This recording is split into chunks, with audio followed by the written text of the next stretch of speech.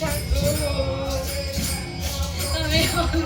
তুই কিছুই জানি না, তোমার সেবা দিই, তুমি সেবা করো ভগবান। Good morning.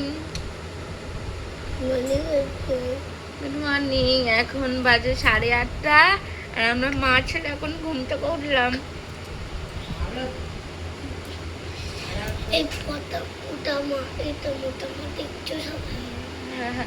আচ্ছা বন্ধুরা, আমি কি মোটা? কমেন্ট করে জানাও তো, আমি মোটা কি সরু? আমি কি মোটা?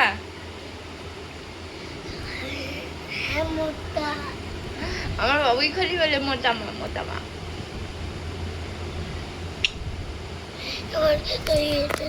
সেদিন ছিল জন্মাষ্টমী, আর জন্মাষ্টমীর দিন আমি আমার দিদি বাড়িতে গেছিলাম জন্মাষ্টমীর আগের দিন। তো ঘুম থেকে উঠে আমি চলে গেছিলাম দিদি বাড়ি। গিয়ে দেখি দিদি মেয়ে আলপনা দিতে শুরু করেছে। তারপর আমাকে বলছিল আলপনাটা দিয়ে দিতে, আমিও কিছুটা হাতে হাতে এগিয়ে দিলাম। তারপর ওদের গোপালকেও দেখিয়ে দিলাম। গোপাল চলছে গোপালের ভোগের আয়োজন। এখানে আলু সিদ্ধ কি হবে বাবুই? আলুর দম হবে, পনির হবে। আলুর দম, পনির। আর এখানে কি ভাজা এটা? ওটা চিচিঙ্গা ভাজা। চিচিঙ্গা ভাজা। এখানে আলু ভাজা রয়েছে, এখানে বেগুন ভাজা, পটল ভাজা, ভেন্ডি ভাজা। আর এখানে ভাজছে আর কে ভোগের আয়োজন করছে তোমরা সবাই দেখো।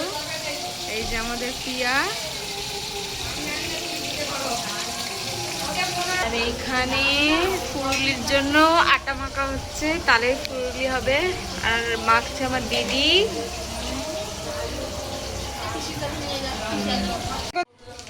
গোপালে পদ্ম ফুল নিবেদন করা হবে। এই যে সাজাচ্ছে আমার দিদি। আর আমি আমার দিদি বাড়ি এসেছি। এই যে বন্ধুরা দেখুন, পদ্ম ফুল ভেঙে এই যে সুতোটা থেকে পশম তৈরি হয়, শাড়ি তৈরি, সুতো তৈরি হয়। এই যে বায়োলজি স্টুডেন্ট লাগে, অনেক পদ্ম ফুল দিয়ে এইভাবে সুতো তৈরি করা হয়। সুতো তৈরি করার প্রসেসটা জেনে নিলে তো সবাই বাড়িতে এরকম ভাবে সুতো তৈরি করে, তাই তো?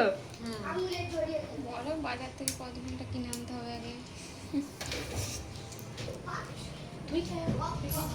বন্ধুরা ভিডিওটা খুবই সুন্দর হচ্ছে, দেখতে পাচ্ছেন আমার হাতে গোলাপ ফুল চাইছে। ওই তো সামনে প্লাস্টিকে, তো সামনের প্লাস্টিক ওই তো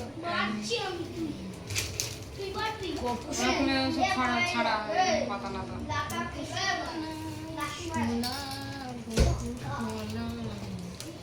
হবে আবার আপনারা দেখতেই পাচ্ছেন। বন্ধুরা গোলাপ ফুল আজকে আমাদের গোপালের কাছে যাবে।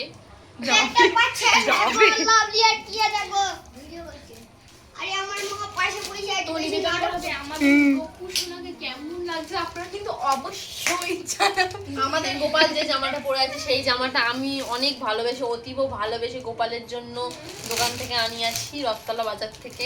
আর এটা হচ্ছে আমাদের খোকা জামার, যেটা 70 টাকা নিয়েছে।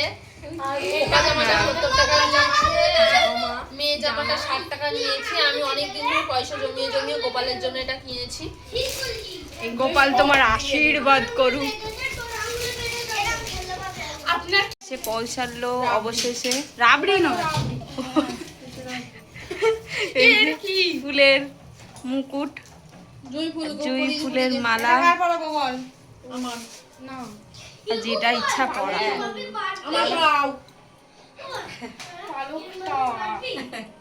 একই ব্যাপার নেই। Very nice, very nice.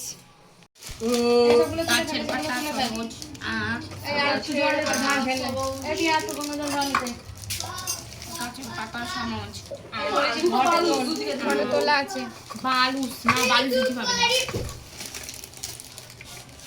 ঘটে তোলা। এটা কি করা হচ্ছে? ফুলে চন্দন লাগানো হচ্ছে।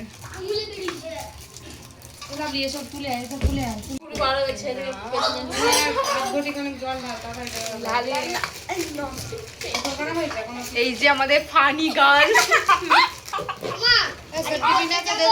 না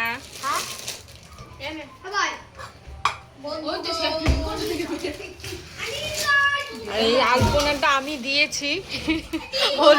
আলপনাটা দেখবেন না। ওদিকে গোপালগুলোকে আমার দিদি সুন্দর করে সাজাচ্ছিল। আর দুটো গোপাল হলো, একটা আমার দিদির গোপাল আর একটা আমার বোনের গোপাল। আজকে দুটো গোপালকে একসঙ্গেই ভোগ দেয়া হবে, ওই জন্যে আমার বোন দিদি বাড়িতে গোপালকে এনেছিল আজকে। আর আমরা সবাই মিলে একসঙ্গে থাকলে এরকমই হয়, হাসি মজা আনন্দ, খুব ভাল লাগছিল। সে পৌঁছালো অবশেষে, রাবড়ি নয়, এই যে ফুলের মুকুট, জুঁই ফুলের মালা, আর যেটা ইচ্ছা পড়া।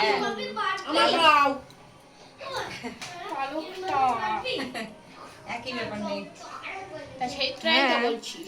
Very nice, very nice.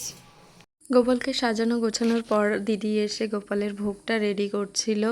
এইখানে লুচি, সুজি, আরও যা ভাজাভুজি, তালফুরুলি, গোপালের প্রিয় তালফুরুলি, মাখন, সব কিছু রেডি করছিল। আর এদিকে পিয়া ফল প্রসাদ কাটছিল। আর দিদির সাথে সাথে পিয়াও সেদিনকে উপোস করেছিল সারাদিনে। সারাদিনে মেয়েটা অনেক কাজ করেছে, নিজে হাতে সমস্ত গোপালের ভোগের আয়োজন করেছিল। গোপাল নাকি কচুর তরকারি খেতে ভালোবাসে, সেটাও জেনে বুঝে বানিয়েছিল। পনিরের তরকারি, আলুর দম, তারপর নিজে হাতে পায়েস বানিয়েছিল। ও এগুলো শুধু জন্মাষ্টমীর দিন বলে ও এগুলো করেনি, ও প্রায় মাঝে মাঝেই দেয় গোপালকে, অনেক কিছু রান্না করে ভোগ নিবেদন করে গোপালকে। আর এদিকে আমি আর লাভলি বসে আছি, আমি এখনও রেডি হইনি। আর লাভলিকে এদিকে কে কি বলেছে, ওর নাকি খুবই মনে দুঃখ লেগেছে, সেই নিয়েই হাসাহাসি করছিলাম। ও দুঃখটা প্রকাশ করেছিল, সেই নিয়েই আমরা সবাই হাসাহাসি করছিলাম। আমার অবস্থাটা খুবই খারাপ, ভেবেছিলাম একটা শাড়ি পরবো, বাট শাড়ি তো পরা হলো না, একটু শরীরটা অসুস্থ হয়ে গেল, তার জন্য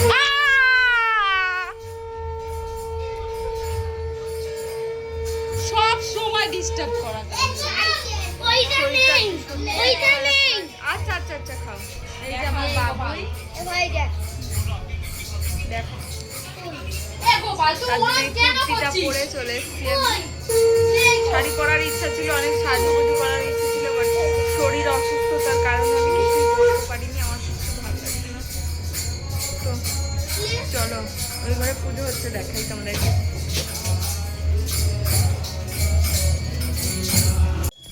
আর এদিকে পুজো শুরু হয়ে গেছে। আর পুজোটা করেছিল সেই দিন আমার দিদি পুজোটা করেছিল, কারণ সারা বছর গোপালকে যে 3 বেলা ভোগ নিবেদন করে, সে কি করে মানে ব্রাহ্মণ দিয়ে পুজো করাতে পারে, তো ওই কারণেই ওই করছিল পুজোটা।